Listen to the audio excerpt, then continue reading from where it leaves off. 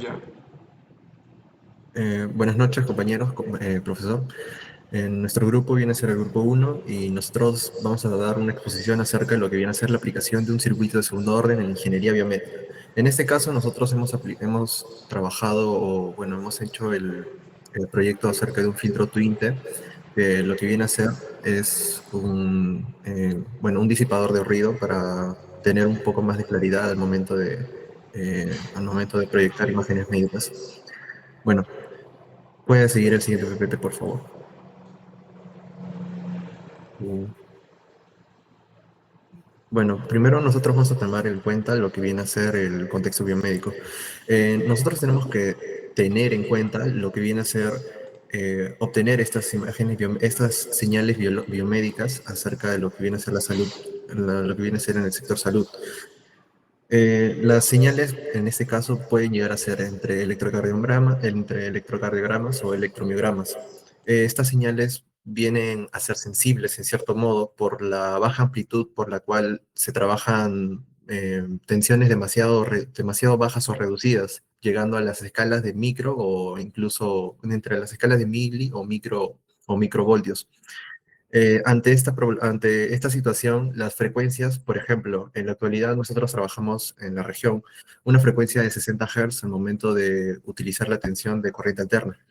Es decir, que si nosotros tenemos estas frecuencias de 60 Hz, las señales que nosotros captemos pueden llegar a tener cierto ruido o puedan perder la nitidez que requieren para que el especialista en la salud, o en este caso los médicos, puedan leer y dar un diagnóstico correcto a lo que viene a ser eh, una, una señal acerca de los electrocardiogramas o de los electromiogramas.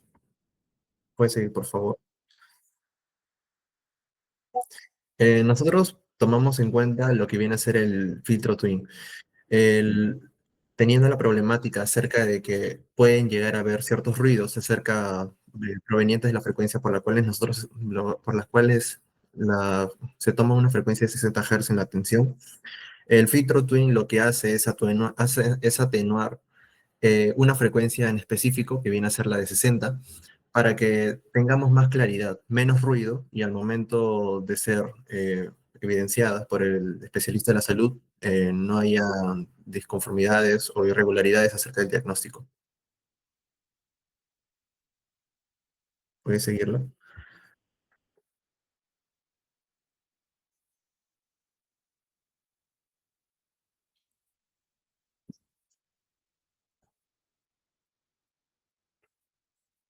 Bueno, entre el objetivo general acerca de lo que viene a ser el proyecto del filtro Twinte, viene a ser diseñar e implementar y calibrar el filtro Twin que rechace la interferencia del producto de la frecuencia de 60 Hz. Los objetivos específicos son analizar la función de transferencia, es decir, las señales que nosotros podemos captar acerca de, por ejemplo, los latidos del corazón, seleccionar el valor adecuado acerca de las resistencias y capacitores y comparar los resultados teóricos y experimentales acerca de los que tenemos ya evidenciados o evaluados por el filtro. Una vez tomado eso, ajustamos el circuito para que estas muestras coincidan con la frecuencia 60 Hz y se mantenga una señal limpia. Sigamos con el siguiente expositor, por favor. Bueno, dando preámbulo al marco teórico o la teoría del filtro T-Wing. Siguiente PPT, por favor. Am, este circuito se llama T-Wing o doble T en español porque se puede observar que en el diagrama consta de literalmente dos redes en forma de T conectadas en paralelo desde la entrada y la salida.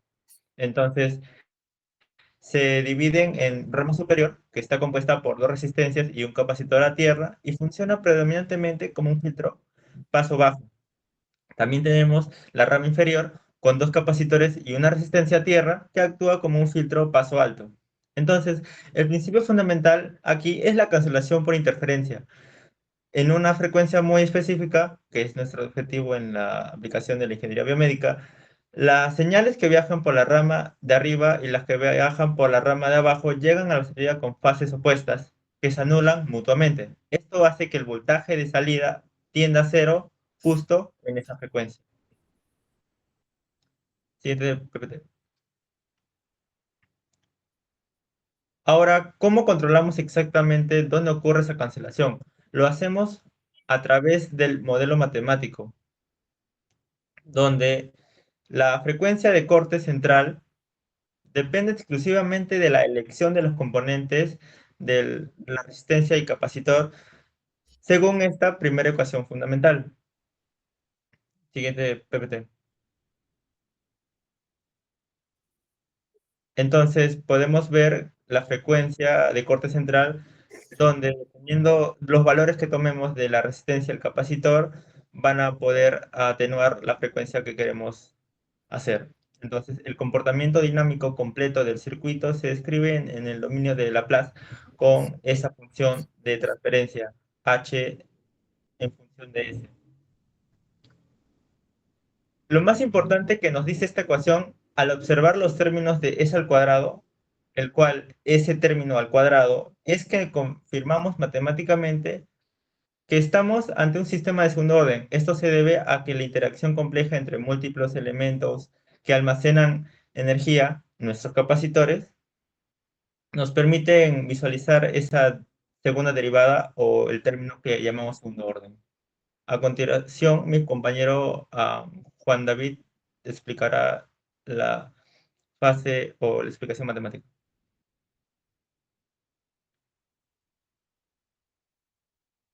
Bien. Primeramente, tenemos los materiales que, bueno, del papel a la realidad, pero no sin antes explicar los materiales que hemos podido usar para nuestro trabajo, en el cual, como queremos llevar el montaje teórico al montaje físico, los componentes pasivos, valores comerciales que hemos podido seleccionar, hemos hecho uso de los que se ajustan a las necesidades del diseño que estamos haciendo. En este caso, hemos seleccionado resistencias de 27 kiloohmios, seleccionadas por un valor estándar y cercano al requerido por la ecuación que ha podido mencionar mi compañero anteriormente, que es F0 sobre 1 entre 2pi RC. Capacitores cerámicos de 100 nanofaradios que forman ambas ramas del filtro Twin y potenciómetro de 100 kiloohmios, que fue fundamental para poder corregir el desplazamiento de la muestra cuando descubrimos que los capacitores no correspondían exactamente al valor nominal, lo cual vamos a ver más adelante. Estos elementos han sido obviamente probados en el protoboard, lo cual permitió modificar las conexiones y poder realizar la calibración sin necesidad de poder hacer el circuito. Siguiente PPT. Muy bien, en la metodología que hemos podido usar, primeramente el cálculo de valor teórico de valor R y C para 60 hercios, que era originalmente lo que queríamos obtener, usando lo que hemos mencionado anteriormente, las resistencias de 27 kiloohmios y los capacitores de 100 nanofaradios. En esta etapa pudimos realizar los parámetros y el diseño completo en la protoboard mediante la implementación y el uso de laboratorio. Siguiente PPT, por favor. Hemos hecho el ensamblaje en las ramas con 2 resistores, 2 capacitores, la rama de paso alto, y con la protoboard nos ha permitido a nosotros como ingenieros poder evaluar rápidamente el comportamiento del circuito antes de poder soldarlo como tal en el circuito completo y poder analizarlo. Siguiente PPT. Hemos hecho la medición experimental con el generador de funciones que se aplicó una onda desde 100 hercios hasta 200 hercios. Esto lo hemos hecho gracias a los laboratorios que se nos han podido garantizar. Y en el osciloscopio se midieron la amplitud eh, de la salida para poder identificar el punto mínimo de respuesta y las características de muesca del filtro. Siguiente PPT. Aquí es donde tenemos el punto crucial de nuestro trabajo, en donde tuvimos un error, una detección de error de la aparición de 80 hercios. Lo que nosotros realmente necesitábamos era 60 hercios. Sin embargo, hemos tenido una obtención de 80 hercios, lo cual, durante el barrido de frecuencia de la muesca de filtro, no apareció en los 60 hercios esperados, sino en -80. Como podemos ver, este desplazamiento indicó que la constante del tiempo RC no coincidía con el diseño teórico, que queríamos obtener principalmente los 60 hercios, y que algún componente no tenía su valor real nominal. Por lo que, para la siguiente PPT que hablamos de la solución, siguiente PPT por favor, la causa identificada, en el análisis se mostró que los capacitores cerámicos de 100 nanofaradios tenían una capacitancia real de 73.7 nanofaradios, es decir, que había una desviación del 26%, por lo que al disminuir el capacitor C, la frecuencia de rechazo aumenta, lo cual esta es la manera en la que podemos explicar este desplazamiento que ha habido, según el gráfico que podemos apreciar también en la PPT. Siguiente. Y la solución que hemos podido aplicar para este problema, para poder obtener de nuevo los 60 hercios, es que se añadió el potenciómetro. ¿Qué permite el potenciómetro? Que tenía un valor de 10 kiloohmios, en serie con las resistencias de 27 kiloohmios. Esto es lo que permite que es ajustando R hasta 36 kiloohmios, la muesca volvió a aparecer exactamente de 60 hercios y se pudo corregir este detalle que teníamos al momento de implementar. Siguiente PPT. Ok, en la implementación física, como hemos podido ver acá, teníamos un conflicto experimental en el diseño teórico. Como hemos podido ver, aparecen valores equivalentes como 2C en la rama de bajo peso y R medios en la rama de paso alto. Sin embargo, estos valores no existen como componentes comerciales individuales. Por eso hemos tenido que llegar a los valores mediante arreglos. En este caso conectamos dos capacitores de 100 nanofaradios en paralelo, lo cual duplicó la capacitancia exacta requerida por la rama superior. Y para obtener el R medios usamos dos resistencias en paralelo, logrando reducir el total a la mitad, replicando con precisión el resistor equivalente en el modelo. Este esquema, mostrando que en los anexos el informe evidencia cómo organizamos dos ramas para conservar fielmente la topología matemática original de nuestro trabajo, de manera que lo que se pudo observar de manera teórica. Muy bien, dicho esto, pasamos al siguiente expositor.